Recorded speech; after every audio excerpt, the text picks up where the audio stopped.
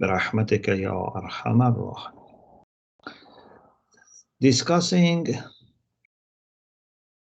the idea that there is no distinction or difference among اعدام, different types or different cases of nothingness. We said some questions may arise, and the first question is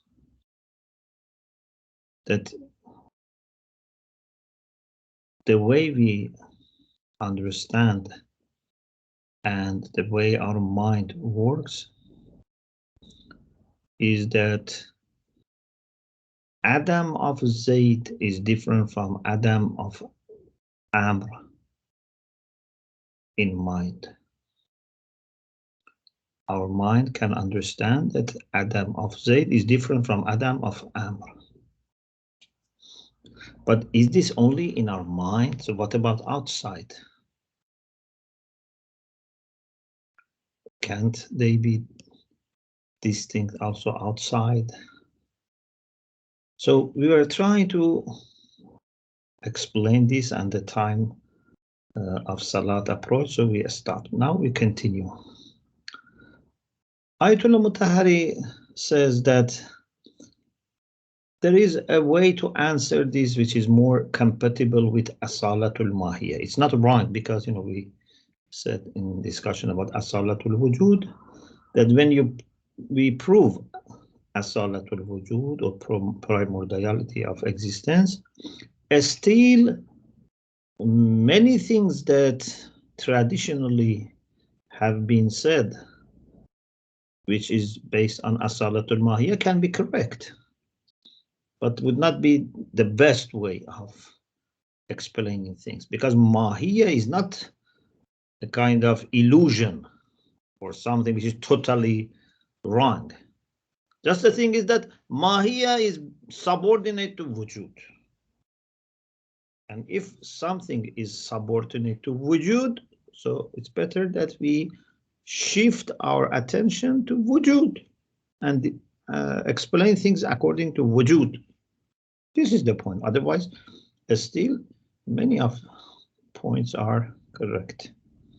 For example, why Ma'lul needs Allah?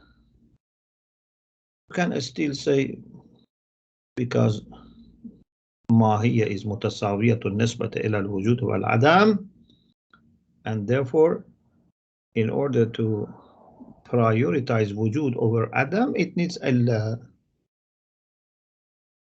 So you're using Mahiyya and Imkan Mahubi. But according to Salatul Wujud, you can say that the type of existence of Ma'lul is dependent, because Ma'lul is Aynur Rabt bil-'illah, and therefore something which is dependent cannot exist by itself. So there are different ways to talk about the same thing. Sometimes you may talk in the way that is more in line with Asalatul Mahiyya, sometimes more in line with Asalatul Wujud. So Ayatullah Mutahhari says earlier philosophers, Qudama, earlier philosophers whose thoughts were more in line with Asalatul Mahiyya, unlike, for example, Masha'un, who were more Asalatul Wujudi, but even in them you can find traces of Asalatul Mahiyya because it was not raised as an independent issue. So they had this idea that some issues, some subjects, the external world, or what we call kharij. Kharij means outside. The external world is the container for their existence or non-existence, like Mahiyat.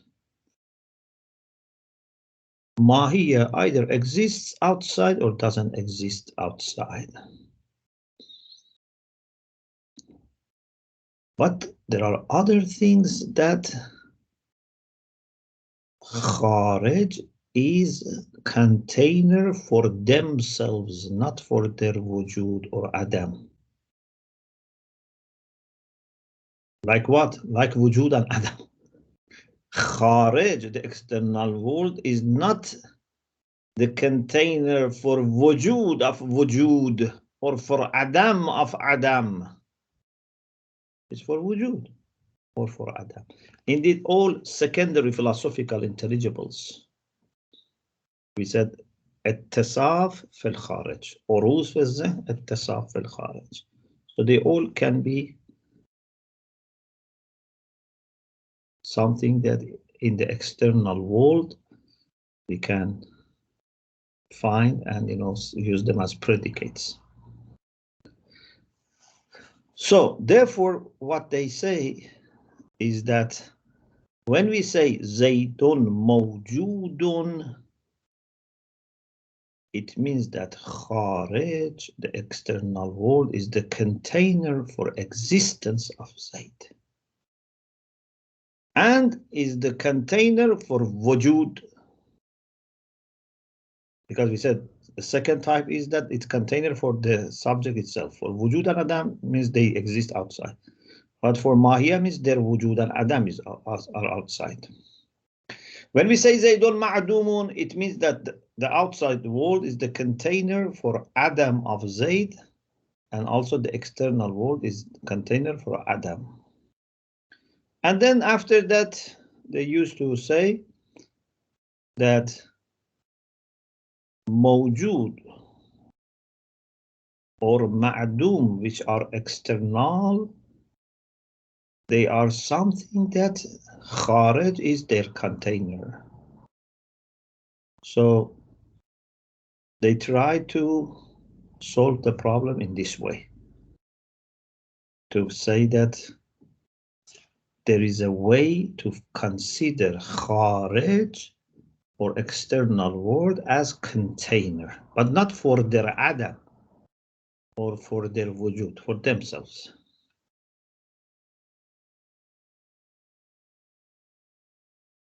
Ayatummah Mutahhari says,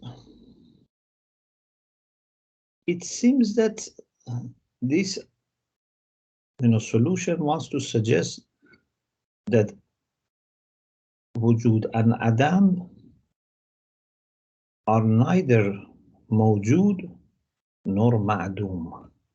It is only mahiyya which is either mawjud or ma'dum, because they say mahiyya, its wujud is there or its adam is there outside. But ma'qulat thaniya, like wujud and adam, they say they themselves are outside, not their wujud and adam. He says it seems that they want to say that these things have nothing outside. He says maybe this is because of some shubahat, some complications that they were not able to answer, or anyway, he says, for example, in Usul al-Falsafa wa Ravish al-Alis, we have explained that how Mu'tazilites, for example, have somehow questioned the important principle of contradiction. For example, they have come up with something like hal, and they say it's between, wujud and adam, for example. So maybe here also it's somehow like this. And he says, if something does not have its existence in the outside world, then how can have any reality? So he tries to come up with another answer. And he says, we can say that although Adam primarily or essentially does not exist outside, but بالعرض والمجاز, but in a secondarily, in a metaphorical way, Adam is also existing outside. Metaphorically, because don't say, Adam, how can Adam exist? We say not by itself, not primarily, but somehow it exists outside. Ittisaf is in Kharij. In order to explain this, he makes few introductory points. The first one, he says that any mental concept, any mafhum that we have is aynul hikayah. What does it mean? It means mafhum is made to show something, like mirror. Mirror shows something, reflects something. If it is mirror, it has to show something. Mafhum has to relay or show something. What mafhum shows can be a reality in mind, like ma'qulat al-thaniya mantiqi, or can be something, it's a reality outside. But it has to show something. And he says, in principle, this is a very important claim that he makes here, but he has discussed this in Usul Falsafe wa Ravish Ra'alism, Volume 2. He says, in principle, basically, it doesn't make sense that mind creates a concept which has no reality, neither bizat or bil-arad, means neither primarily it has any individual or instance or mistaq, nor secondarily and subordinate to something like else. Means either it can be applied to something as its mahiyya, or like a maqul thaniya falsafi, it has to have some kind of reality. So when we say, what about then things that we imagine?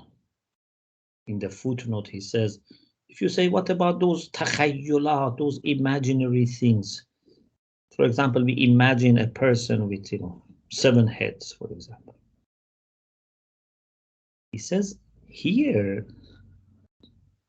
what we have is a combination of the things that are taken by mind from reflection on existence.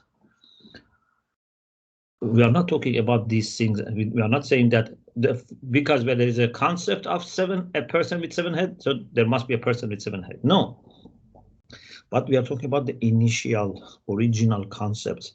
Or he says, those things which are basit, they cannot come by themselves to our mind. There must be a reality behind them, and our mind, in response to those realities, in order to grasp them, creates these concepts.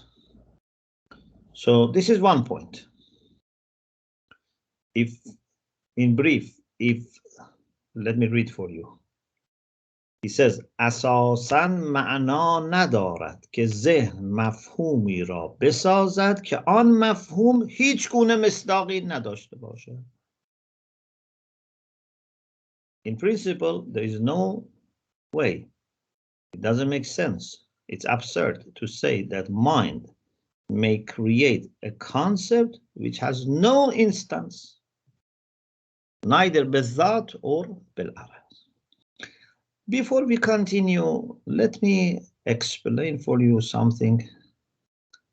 We had it in previous books, I think, at least once, but it's good to remind ourselves. Philosophers have a terminology. They say مصداق بالذات and مصداق بالعرض. مصداق بالذات means something which is an instance of a concept essentially. For example, insan is a general concept. and Zayd, who is one particular human being, is مصداق of ماهیت انسان.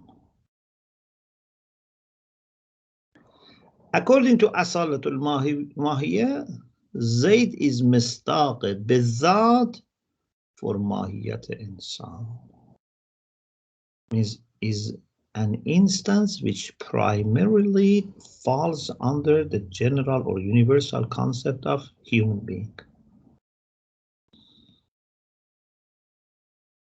According to Asalatul Wujud, the wujud of Zayd is the main thing. And therefore, Mahiyya of Zayd is secondary. We can also bring other examples to explain Mistaq bil-Dhat and Mistaq bil-Aras.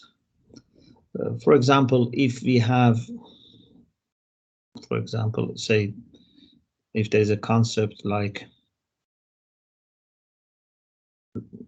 for example, car.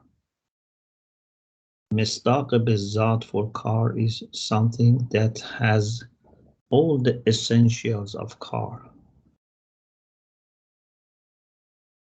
It's Mistaq bil-Dhat and nothing, other than this. Mistaq can be, for example, we say there's an object there, and we use object as an instance for car. We don't know what is car. We don't know what essentials it has. We may just say an object, for example. So let's go to the second muqaddimah. Ayatummah Mutahhari says, in the discussion about the difference between al-qadiyya al-mujiba, al-qadiyya al-saliba, which already we had a hint before. What is the difference between saying alif is ba and alif is not ba? Zaydun mawjudun or laysa Zaydun bi mawjudin? There's discussion here. He said yesterday and repeats here that according to some earlier logicians and some later philosophers, Saliba is raf'u ma yuthbat fil mujiba, removal of what is established in qadiyya mujiba. So when we say Zaydun katibun, Zayd is a writer, an author. And when we say laysa Zaydun katib, means whatever was said by Zaydun katib, whatever was affirmed, we remove it. It's opposite to that. And it can be true when we have Zayd who is not katib, or even if we don't have Zayd. Salib bi intifa'il mawdu. If it is Salib and Basite, means it doesn't exist, like Laysa Zaydun bi mawjud. If it is Salib and Murakkab, like Laysa Zaydun bi Katib, means that mawjud doesn't have this mahmul, that subject doesn't have this predicate. So, whenever in a proposition we have negational verdict or judgment or hukm, Kharij is not the container for negation. Kharij is not the container for negation. We are negating something which was in Kharij. Not that negation is in Kharij. Please listen very carefully. There is a difference between Nafi and Manfi. Manfi means what we negated was Khariji. external. But negating that thing didn't take place outside, so that we say how Adam exists outside. In other words, we want to say something khariji does not exist. Don't say then non-existence exists outside. If I say there is no rain outside, don't tell me so no rain is outside. No, I didn't say no rain is outside. Later, then he says, maybe then you say, okay, but if rain is not outside, its naqiz must be outside. So Adamul rain must be outside. We say Adamul rain is not outside, but oxygen, wood, human beings, etc. These are instances of naqiz of rain, because anything in this world is either rain or opposite to rain. Anything is either a book or no book. Yeah, because there's no third way. Everything is P or not P. There's no third way. So if there is no rain, so you say, okay, then it has to be opposite. So means no rain must exist outside. Say no, no rain doesn't exist outside. No rain is a general concept. And the things which are outside are instances of that. So, بطور کلی, in a general way, in propositions, whenever we have حکم سلبی, we have a negational judgment, خارج ظرف سلب و نفی نیست. The external world is not the container or the context or وعاء for negation. We are negating something which was external. Manfi was kharij, not the nafi.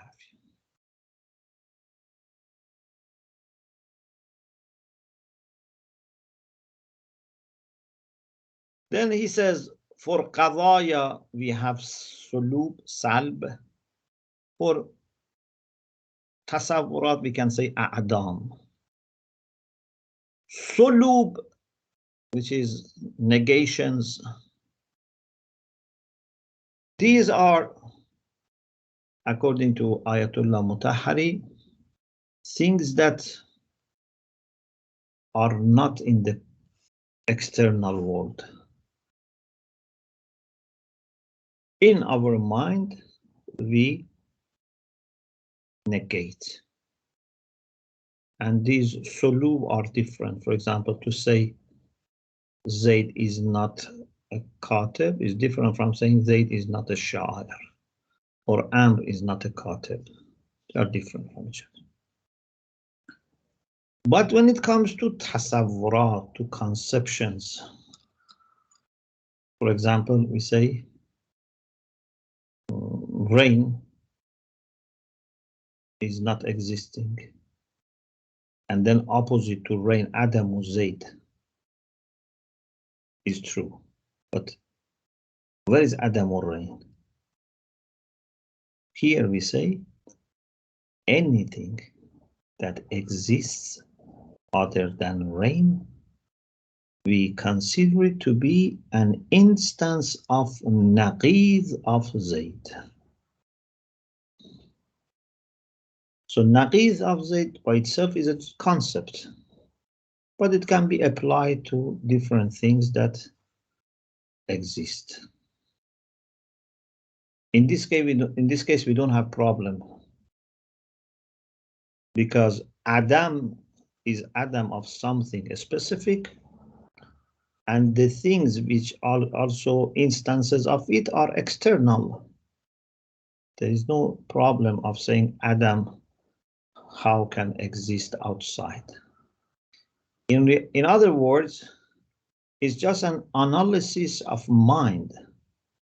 When mind finds that rain is different from these things, we can say these are instances of naqiz of Zayd. So it's the difference between beings, difference between rain, difference between rain and, I don't know, stone and wood, etc. That we say one is the instance of contradiction of the other one. The next question is, what is the distinction between beings, wujudat? He says, according to asalatul wujud and according to tashkik, according to the gradedness of existence, beings are different from each other, but the way they are different from each other is what we said in the discussion about tashkik, that ma bihil ishtirak is the same as ma bihil imtiyaz. They share being, wujud, existence, and they differ also on the same thing because they have different degrees, like two lights, light of candle and light of the sun. Ma bihil ishtirak is they are both light, but the difference is also about being light. One is stronger than the other. So in being light, they are the same, but in degrees, they are different. Here is the same. So if you ask what makes two beings different, what's the distinction? We say it's, according to Mulla Sadra, it's degrees. According to Mashra'in, they said, haqa'iqu tabayanat. They are completely separate realities because wujud is basit, so it has to be بتمام الذات. Number 3, the third question. The third question is somehow related to the way we read the poem, the way we understand the poem. And Ayatummah Mutahhari says we can, read it in this way. Let me first go to the first page and read the poem. The poem was this. كذاك في وهو لها إذن بوهم ترتسم لا ميز في الأعدام من حيث العدم وهو لها إذن بوهم ترتسم, and then كذاك في الأعدام لا علية وإن بها فاهوا فتقریبیة. So if you go to the page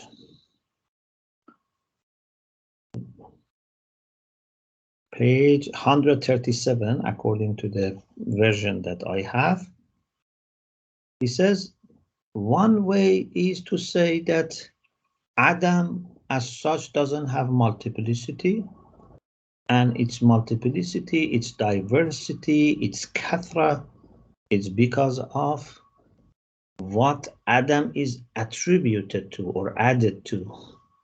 Adam or Zayd is different from Adam or Amr. This is one way to interpret this poem.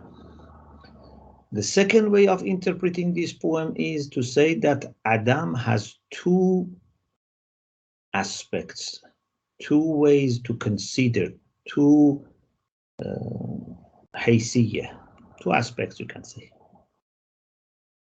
From one aspect, Adam has no reality, no mistaq, no ma be'iza, means there is nothing that this can be applied to. But from another aspect, Adam is something which is a concept and has a wujud. If you look at it itself, this Adam is something. Adam or Zayd as a concept in my mind is different from Adam or Amr. So he says that if we interpret the poem according to the second interpretation, then we don't have any difficulty. That what does it mean? لا ميز في الأعدام من حيث العدم. And it is because of our mind that we consider some kind of separation or some kind of distinction for them. Because according to second interpretation, we just look at the concept, which is Adam. Imagine you have a mirror, and on this mirror it is written Adam. There is another mirror on which it is written Wujud. But these are both mirrors. Mirrors are realities. Mirrors are external from this perspective. What they show, the one which has on itself Wujud shows a reality. The one which has on it Adam shows something which has no reality. But the mirror is mirror. Mafhum al-wujud is not more real than mafhum al-adam. This is the way I can put it. If someone asks you, is mafhum al-wujud more real or mafhum al-adam? You say they are the same. None of them is more real than the other. We are not talking about wujud and adam. We are talking about mafhum al-wujud and mafhum al-adam. Then the second thing that we just read also, كذاك في الأعدام لا علية وإن بها فاهوا فتقریبیة. Sometimes our mind uses the concept of Adam to explain things. For example, we said in بداية الحكمة عدم الوجود علة عدم العلة علة لعدم الوجود. عدم العلة علة لعدم الوجود. The fact that cause doesn't exist explains why ma'lul doesn't exist. Because non-existence of the cause is the cause for non-existence. If we want to have rain, there must be, for example, heavy cloud and other factors. If there is no heavy cloud, there is no rain. So adamul illah illatun la adam al-wujud. Then you say, but how can illah be responsible for something, causing something, having some effect? Adam. How can Adam be illah for something? Wujud can be illah. If we say why, for example, there is no child, say because there is no father, there is no mother. Say, okay, having no father or mother is the illah for having no child. Then you say, how can Adam be illah? We say, this is another way of saying that wujud of child depends on wujud of parents. And since wujud of parents didn't exist, wujud of child also has not come to existence. That we don't want to say Adam has initiated something, Adam has created something. We just want to say that in our mental analysis, Adam of father or mother is responsible. Means this is what can help us understand why the other one doesn't exist. Which all go back to what? To wujud of father being part of the cause for wujud of child. So if they use illah, this is ala sabil al-taqrib wal-majaz, in order to make it simple and easier for us to understand in a metaphoric sense, because illah in its true sense must be something that has an existential effect, existential role. But here we mean ma yatawaqqaf, something on it. Sometimes wujud depends on something, sometimes adam depends on something. We use illa in this sense.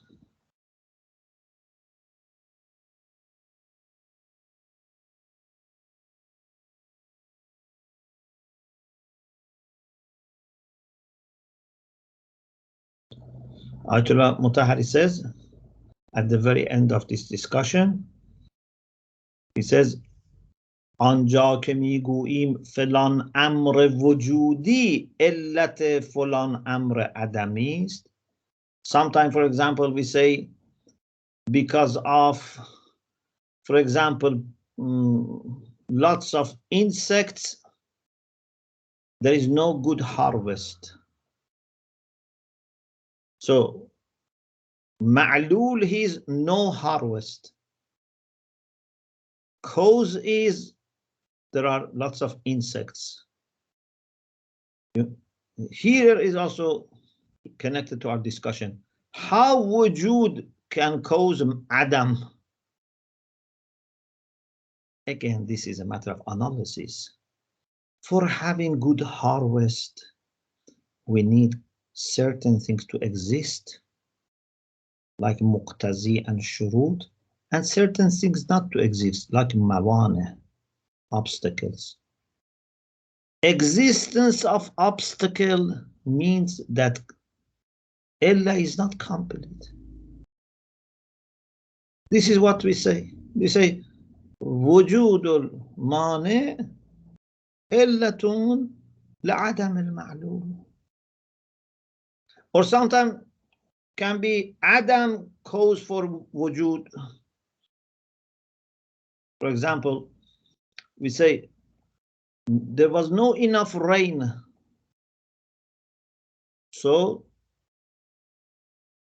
all our, for example, trees have become dry, they dry out. So this condition of drying out is because of no rain. So adam can be mentioned as cause for non-existence, or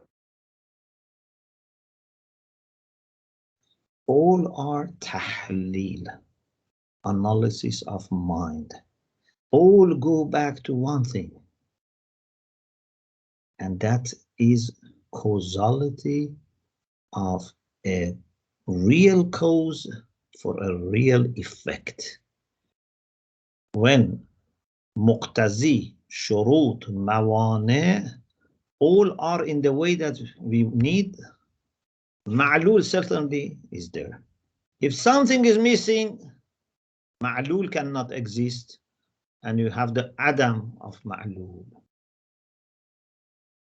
So from one reality, which is the existential relation between illa and ma'lul, mind can come up with many different equations.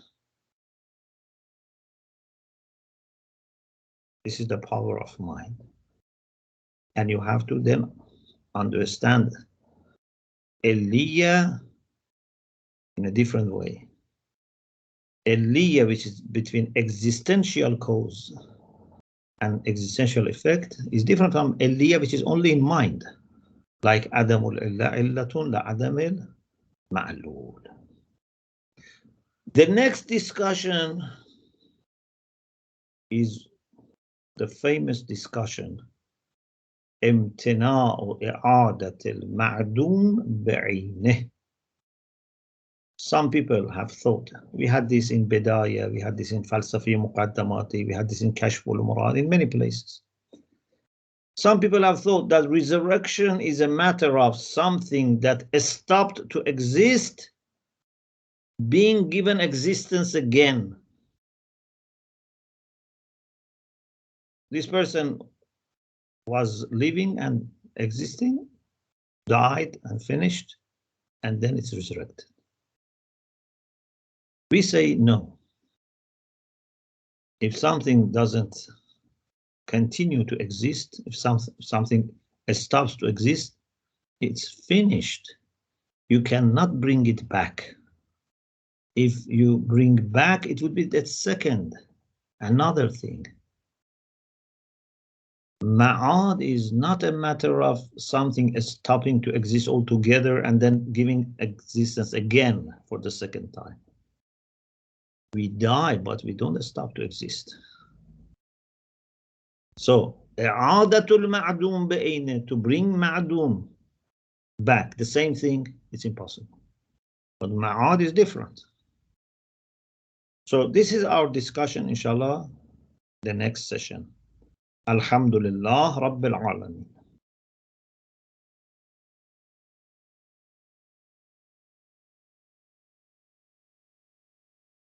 Do you have any question?